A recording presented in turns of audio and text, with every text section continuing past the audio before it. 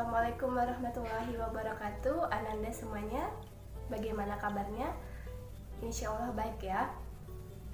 Oke, hari ini kita akan memulai pembelajaran IPS ya. Untuk materi kali ini adalah tentang mobilitas sosial.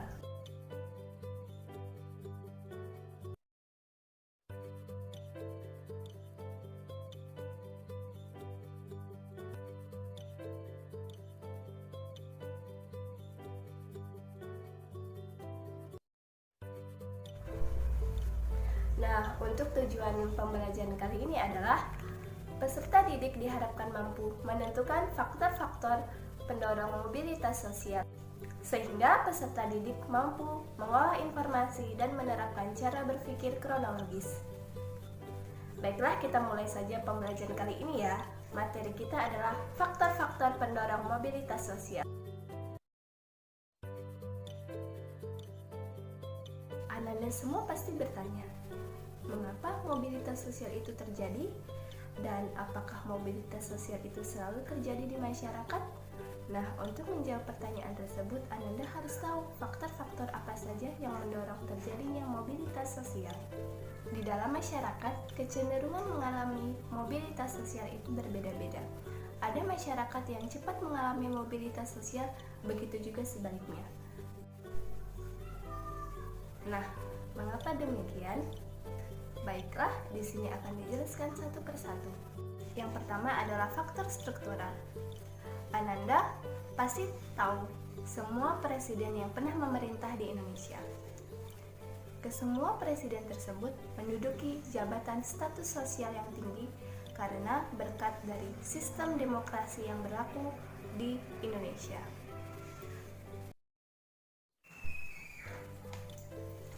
Berkat dari sistem demokrasi, setiap warga negara berhak menduduki status sosial yang tinggi berupa jabatan politik.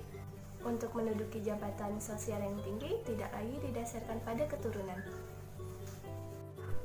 tetapi pada kemampuan, sehingga dipercaya untuk menjadi pemimpin.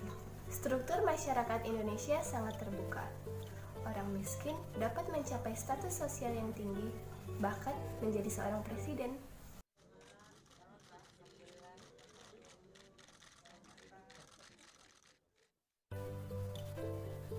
Nah, yang kedua adalah faktor individu. Setiap individu memiliki perbedaan dalam hal sikap, pengetahuan, keterampilan, dan lain sebagainya. Yang hampir setara pun memiliki perbedaan dalam keberhasilan mencapai mobilitas sosial ke atas. Sebagai contoh, dua orang sarjana yang berasal dari perguruan tinggi yang sama-sama ingin melamar di suatu perusahaan. Hanya saja satu orang yang dapat diterima karena dianggap memiliki nilai lebih.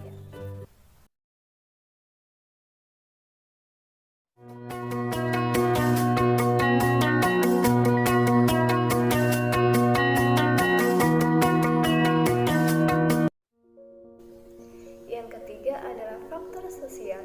Setiap manusia dilahirkan dalam status sosial yang dimiliki oleh kedua orang tuanya. Apabila ia tidak puas dengan status sosial yang diwariskan oleh kedua orang tuanya, ia dapat mencari sendiri status sosial yang lebih tinggi yang tentunya ia inginkan.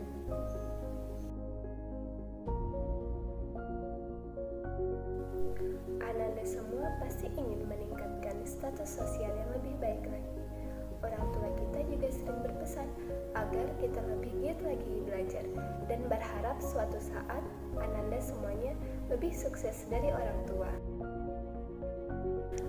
Baiklah Ananda semuanya, di sini Ibu akan memperlihatkan ke Ananda sebuah cuplikan video tentang motivasi agar kalian tetap semangat belajar, tetap semangat bekerja keras meraih kesuksesan.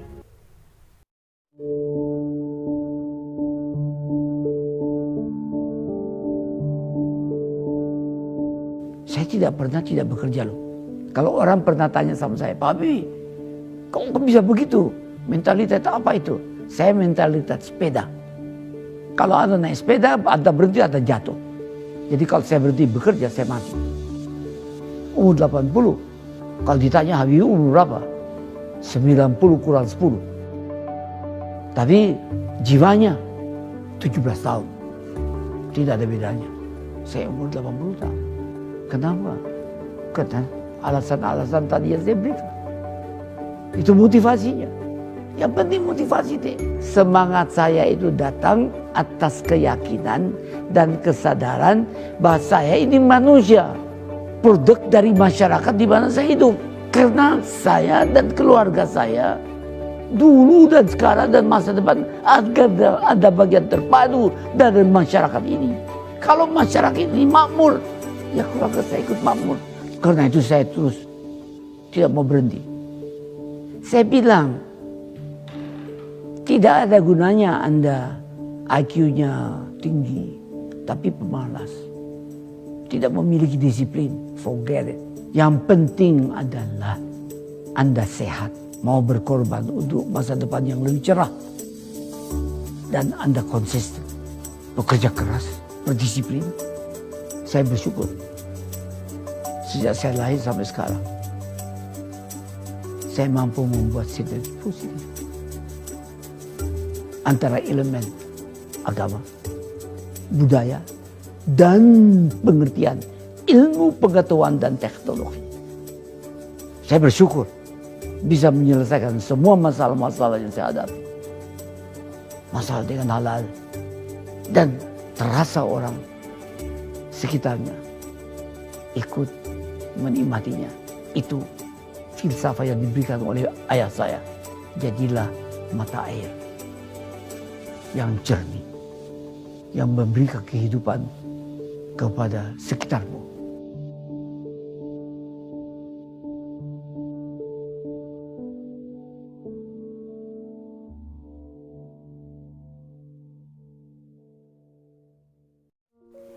Yang keempat adalah faktor ekonomi. Faktor ekonomi dapat mendorong terjadinya mobilitas sosial.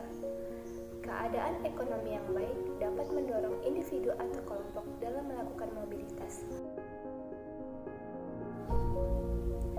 Ananda semua bisa melihat fenomena-fenomena yang terjadi di masyarakat. Masyarakat dengan ekonomi yang baik cenderung lebih mudah mendapatkan modal, pendidikan, dan kesempatan yang lainnya.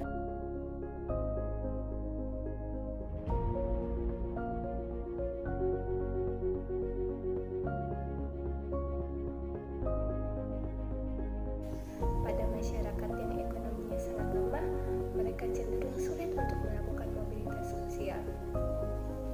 Karena hanya untuk memenuhi kebutuhan pokok saja mereka sudah kesulitan.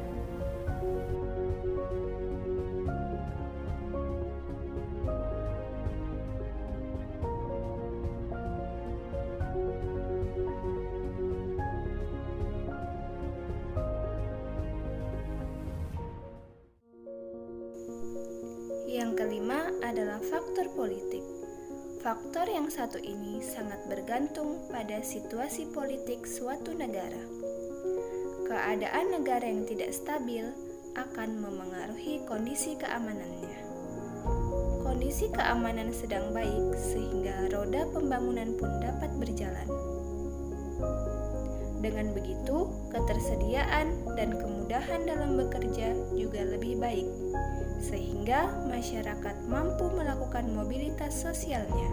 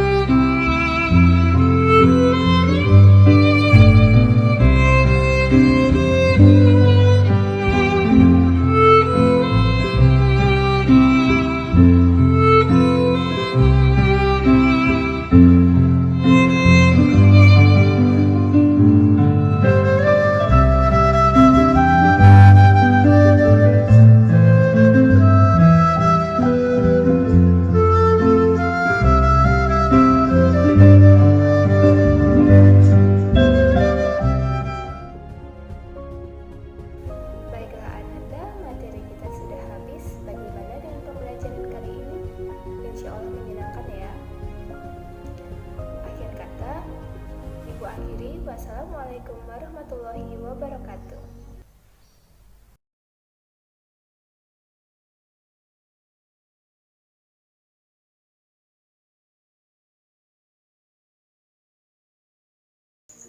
Ananda semuanya tetap semangat belajar ya, walaupun harus belajar di rumah. Karena belajar di rumah itu ternyata menyenangkan loh. Nah, di sini Ibu akan memperlihatkan kepada Ananda sebuah cuplikan video yang berasal dari komunitas guru belajar Depok. Selamat menonton.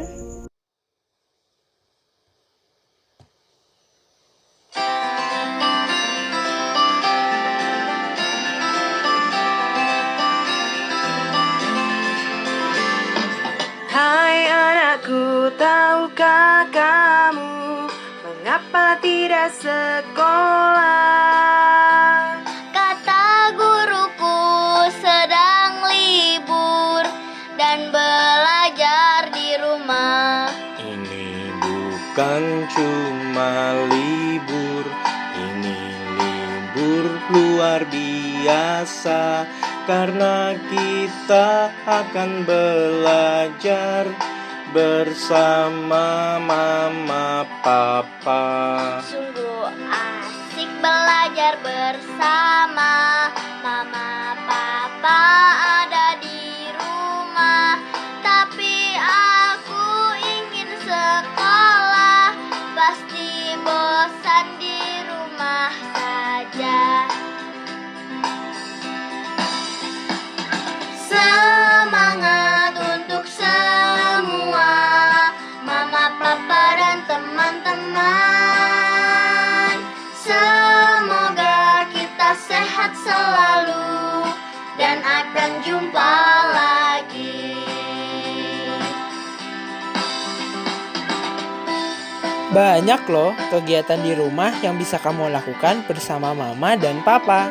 Kamu bisa berkarya, bercocok tanam, atau memasak makanan favoritmu. Yuk terus belajar bersama, walaupun hanya di rumah saja.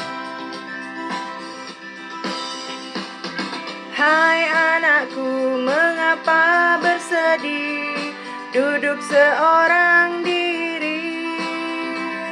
Ayo bermain bersenang-senang dengan papa di rumah. Tapi ini terlalu lama.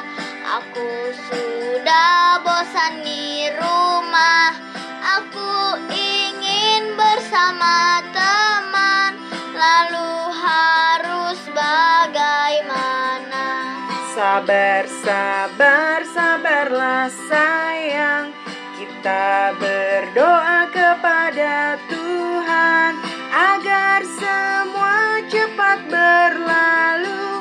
Kita bisa sekolah lagi. Semangat untuk semua, mama, papa, dan teman-teman. Semoga kita sehat selalu dan akan jumpa lagi. Semoga kita sehat selalu dan akan jumpa lagi.